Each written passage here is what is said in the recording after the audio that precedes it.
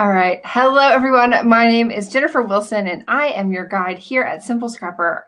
This is Simple Scrapper Live, our weekly live broadcast that is simulcast via Crowdcast to both Facebook and YouTube.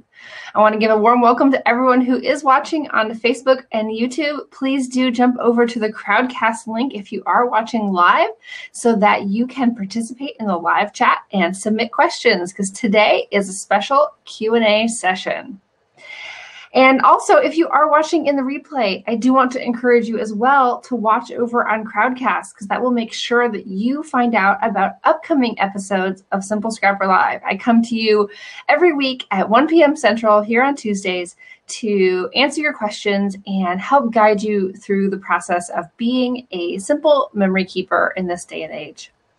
If you're new to our community, Simple Scrapper is a place for you to find more purpose and intention in your hobby and to really just find ways to make it more fun. We all are so busy and we're taking so many photos these days that it can be hard to make this hobby what it's supposed to be, just a fun, relaxing, enjoyable hobby. So we break those things down and help you set up not just your hobby, but your life to be supportive of you as a memory keeper so that you can have fun, make new friends, and of course, get those photos into albums. And so what we're doing today is we're going to talk about your photos. And I focus a lot on photo management because it's really the foundation. Before you can print your images, hang them on the wall, put them in frames, give them as gifts, make photo books, or do any kind of creative scrapbooking, you need to have your pictures ready. They have to be off your phone and onto your computer. And so to help support you in that, I have this challenge called Photo Crush.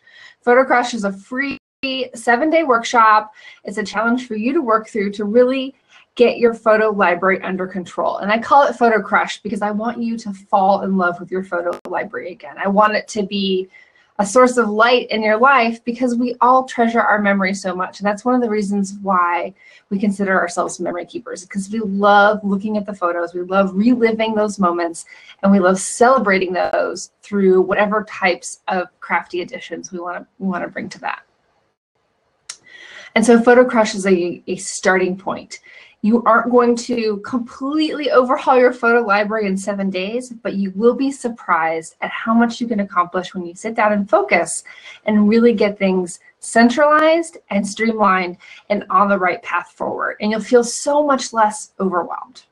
So if you haven't participated in the challenge yet, you can click the big green button here on Crowdcast, or if you're watching somewhere else, it's just simplescrapper.com/challenge, and that's where you can sign up to participate in the challenge. And again, it's completely free and it's available anytime you are ready to start. Along with that challenge, we have a free Facebook group. There's more than 2,000 participants in there, and that's where we all help each other on an ongoing basis to kind of keep the wheels going on this photo management process. It's really an ongoing, long-term journey. It's never going to be a one-and-done solution. It's always going to be something we're always working on, and especially as technology changes, we're always making tweaks in here and there so it can be just a little bit more easy, a little bit more automated so that you don't have to remember to do things or remember even how to do things. The technology can help do it for you. And so what I wanted to do today, this session here is for all of your photo management questions, as well as any questions that you specifically have about the challenge itself. I hope to do these at least once a quarter. We'll see how often they're needed, but I want to make sure that you're getting the support you need, both live from me as well as inside of our Facebook group for Photo Crush. Because again, photo management is the foundation. It is the first step to doing more with your photos. And so if you are watching on Crowdcast, please do use the big red button. It's found under the Ask a Question link, and that's where you can submit questions for me to answer live. And if you are joining us on Facebook and YouTube, that's where you want to jump over so that you can submit questions. That's where I'll be figuring out what I want to answer from you guys. I also have some additional common questions that folks ask me. So the first one I want to answer is really, how do I sign up for Photo Crush and what is it? Again, Photo Crush is this free challenge, and it's at simplescrapper.com/challenge. And what you're going to do is you'll enter your email address, and then I'll send you one email a day for 7 days. Each of those emails goes back to the same page. There's one centralized classroom area. There's no login to remember. There's no different pages to navigate through. Everything you need is all on that one page. So it's very simple, and I will be nudging you along for the entire journey. And of course, you will always be able to access it anytime going forward. All right, the second most common question I get is about eliminating duplicates. And I've actually included a whole video on this inside of the Photo Crush Challenge. But I wrote a blog post on it last year, and I'm going to pop that into the chat box right now. And it's how to eliminate duplicate photos on a PC or Mac. And even if you're watching this in the replay on Crowdcast, you should be able to see our full chat transcript. But you can type that into Google if you need to. It's a blog post that outlines everything that's in the video and walks you through the step of how do I eliminate all the duplicate photos I have. And this problem is extraordinarily common. So if you have duplicate images, meaning copies of photos here and the same copies there, and you're not sure where you have them and what they are, please know that you are not alone. But I've outlined a step-by-step process for you to manually walk through and figure it out. Because the reality is most of these are not one-off copies. It's often batches of photos. It's photos from last summer's vacation. You have them here and here. And so it's easier than you think to eliminate those duplicates because you're going to be looking for those batches. It's often folders or file names. And so it can actually be a relatively simple process if you just walk through it step by step and write it all down if you have to. And so that's absolutely the number one biggest question that I get asked about photo management. And I actually don't recommend that you start there. In the Photo Crush Challenge, I have you guys walk through kind of an inventory of what you have, a centralization, and then the duplicate removal kind of comes in. You can start it in the middle, but really it will probably end up being an ongoing process for you. The most important thing is to designate that core photo library. And one of the reasons I wanted to do this Q&A today is because we've had several different episodes over the past few weeks on Simple Scrapper Live. We did one on backup. We did one on kind of the overall Photo Crush process. And we did one last week on how to share photos online. And I talked all about how I'm using Google Photos to take that final step with my images to share everything I have with friends and family. And so definitely check those out if you haven't already. This kind of caps off our photo management series here, and of course the relaunch of Photo Crush. I taught the challenge live, I think 4 or 5 different times previously, and then we're just relaunching it now as a self-paced, always available challenge, because I want you guys to be able to dip in when you are ready, because you may have a random week where you're off of work or off of school, and that's when you want to dive in, and I don't want you to have to wait for when it's best for my schedule for you to start working on your photo management. All right. I'm going to start answering some of the questions we've got submitted. All right, Tara had a really good question, and this also relates to one of the biggest questions that I get. And I'm going to go ahead and pop the link in the chat, because I wrote a post last year on how to move your photos out of Picasa to other software. Because in the very beginning of 2016, Google announced that they would be no longer updating and supporting Picasa as a photo management solution. And now they have Google Photos as the replacement for that. But it's actually a very, very different product. Whereas Picasa was desktop software, it was on your computer. It did have a web version where you could create web albums, but it wasn't really fundamentally about the cloud. Google Photos is practically the opposite. And so Tara has a question here related to Picasa. She says, I'm still using Picasa, and I really like the ability to collage pictures together, to tag and star and manage all of her images. Last year when she started looking for alternatives, she ended up deciding to stay with Picasa until it didn't work anymore, but she's starting to get nervous. And I think it is worthy to get nervous. For now, Picasa version, the final version, does work on operating systems. But eventually, operating systems for PC or Mac, something's going to change. And not going to work anymore. It doesn't mean your photos will be gone. It just means any kind of additional management that you add on top of Picasa, albums, any kind of, even some of your metadata, depending on how you added it, may not be accessible in the future. And so you want to protect yourself from that.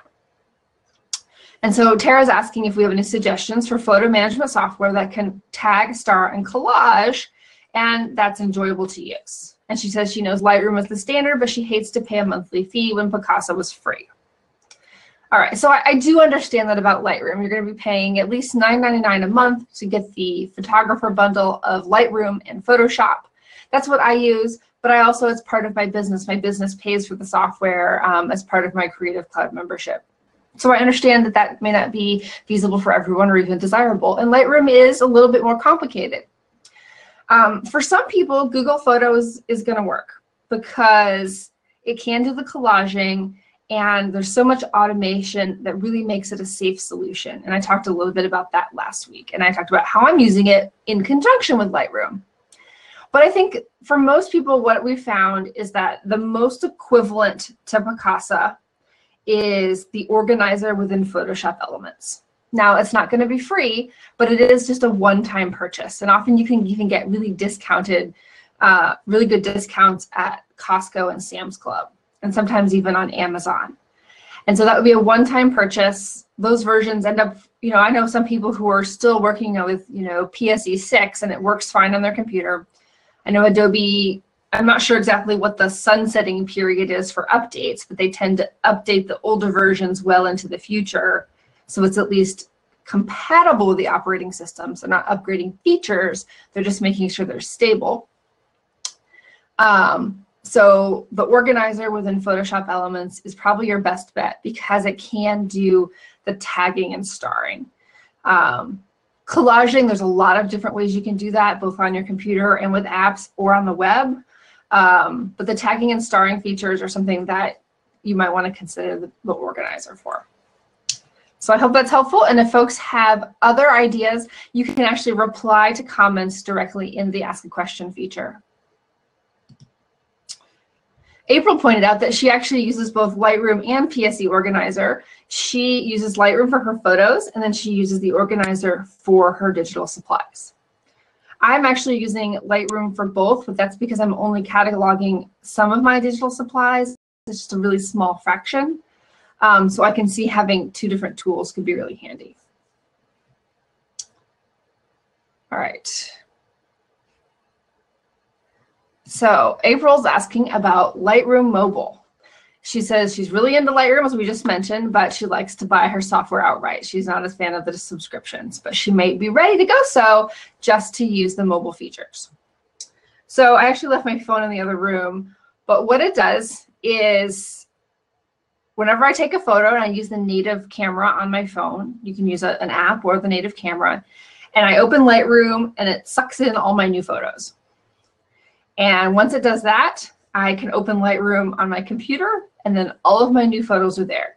And as long as you're connected to the internet and signed into Creative Cloud, it's actually super fast, and it's very impressive. And the things that I love most about it is that I can swipe up to accept or flag an image as I want to keep this, or swipe down to reject it, and that marks it for deletion. And so I then delete them from my computer later. And I think of that as like Tinder for my photos, because I'm swiping up to keep, swipe down to reject. And that's a handy thing to do if you're just in the car waiting or at a doctor's office and you just want to file through your photos and know that you're kind of taking steps forward towards culling them and streamlining.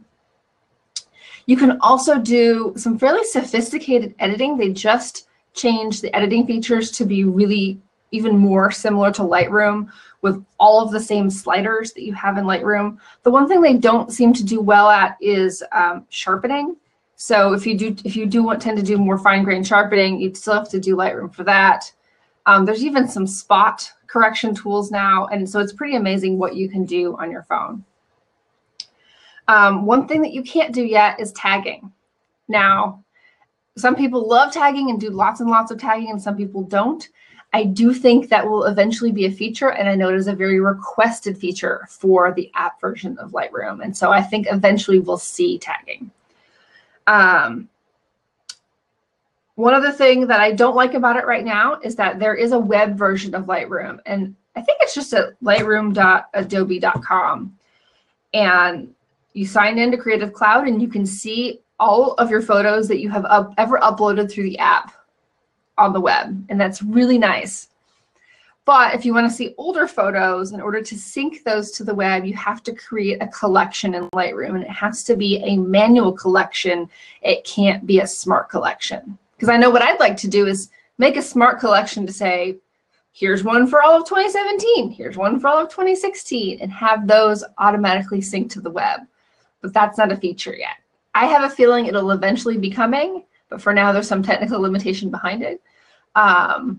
But I really like the direction they're going, and it's been a really positive step towards making it so super easy to get my photos from my phone onto my computer and in my management system. So I hope that's helpful. April, if you have any more fine-grained questions, definitely let me know, and feel free to submit another question or find me later.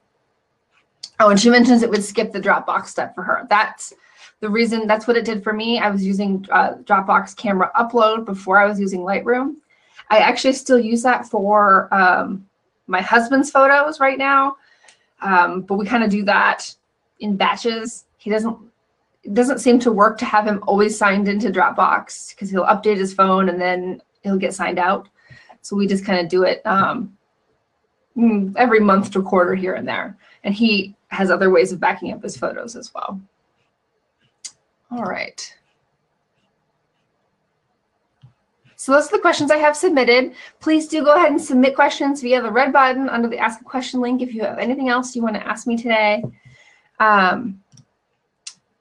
One of the things that I wanted to mention for those of you that are already participating in the Photo Crush Challenge, or you're going to do so in the future, you're going to go sign up right now, is that the Facebook group we have is really your place to start new conversations, put out there, you know, this is the challenge, the struggle I'm having. This is my setup. This is where I need help streamlining. How can I make this easier? I have A and I have B. How can I make the connection? That's where myself and my team, as well as all of our participants out there, can help you see what you're not seeing and figure out how you can make each step just a little bit easier. There's so many different ways that things can be automated these days that may just be something that you don't know about or have overlooked that can make your life dramatically easier when it comes to photo management. And so I don't want you to ever hesitate to start a new conversation. That said, I also think you should be heavily using the search features, because this group has been around for a long time now. Since the very beginning of hosting these challenges, we've used the same group. And so there's a lot of archived conversations there. Now, of course, you always have to make sure that technology hasn't changed a little bit, but for the most part, there's some really solid advice in there and solutions to a huge range of photo management challenges. It's also the place to talk about your physical photo prints. That's not something I talk about in the challenge, because everyone's going to have a very unique combination of photo prints and a very unique desire of what they want to do with them. But it's a great place to have those conversations on how do you manage a digital library and a physical library in parallel. All right. A couple other questions that we commonly get. A lot of folks are, you know, they come to a situation where they need an external hard drive or a computer. The external hard drives that I use are 2 terabyte Seagate hard drives, and they've been really super reliable for me. I had Western Digital hard drives before that, and while I never had one fail, I do know people who have had them fail, and I also had some connection issues towards the period of when I was kind of starting to move away from them. I would plug them in and they wouldn't always register, and I could, you know, hear kind of grinding sounds, and so I just felt like they were kind of on their way out. They never officially died, just to be fair, but I just didn't feel that sense of security. But these Seagate hard drives I've had for a couple of years now, I've had absolutely no issues with, and I've been very, very happy with those. And what I do, if you're not familiar with that, is I have all of my photos live on one hard drive. because I have a very small hard drive for my computer. I have a MacBook Air. And then I use a second hard drive to back everything up. Similarly, we get questions a lot about what type of computer you should be buying. These days, computers really haven't changed that much in the past 5 years, almost even the past 10 years. We hit kind of like a speed peak. And so I always recommend is buy the best that you can afford right now, kind of figure out what your budget is, and then configure a computer that really maximizes the most amount of RAM, because that's what's going to give you the performance you're looking for, particularly when if you're using any kind of software.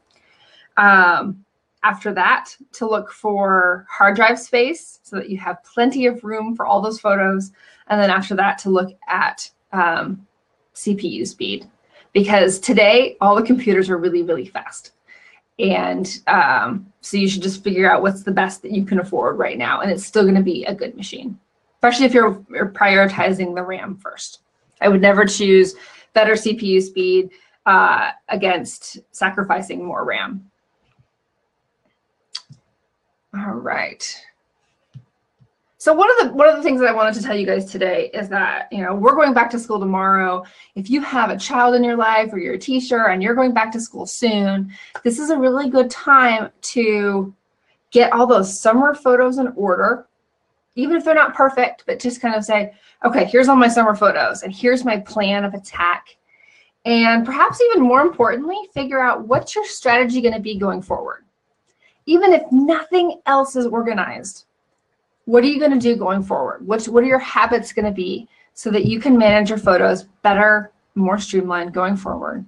And that's one of the things that Photo Crush helps you do. It helps you kind of see that full vision of how you can kind of start working towards the ideal and put that vision front and center so that you can build your processes and your photo library around that. Because when you don't kind of have that end in mind, you don't have that goal you're working towards, it's easy to get lost and just to feel overwhelmed and stressed out that you're never making any progress. So if you do one thing, it's think about, what do I want to do better going forward? And maybe that's just making sure all your photos are regularly moved to a safe place, getting them off your phone onto your computer so that you can do something with them. All right, guys, I don't have any more questions today, but I do hope to do more of these Q&As in the future. Please feel free to tag me in any comments if you're going to leave a question on Facebook. That's the best way for me to find it. And again, my name is Jennifer Wilson, and I'm your guide here at Simple Scrapper. Next week, I will actually be at a conference, and I have a special guest sitting in for me. Her name is Melissa Dinwiddie, and she is a creativity coach. She calls herself a creativity instigator. She is pretty much the opposite of me, so I think you guys are really going to like her. She is an extroverted, really lively personality, and but also very warm-hearted and genuine, and she is so passionate about you having creativity as part of your life and just really living that creative lifestyle, living out loud, as she says. So I think you guys are really going to enjoy that next week. As always, this is Simple Scrapper Live, and I hope you guys have enjoyed it. You can find me always at simplescrapper.com, and I look forward to talking to you guys again in the future. We're going to be diving into a whole new series of episodes coming at the end of this month, and I can't wait to share with you guys what those are soon. All right, take care.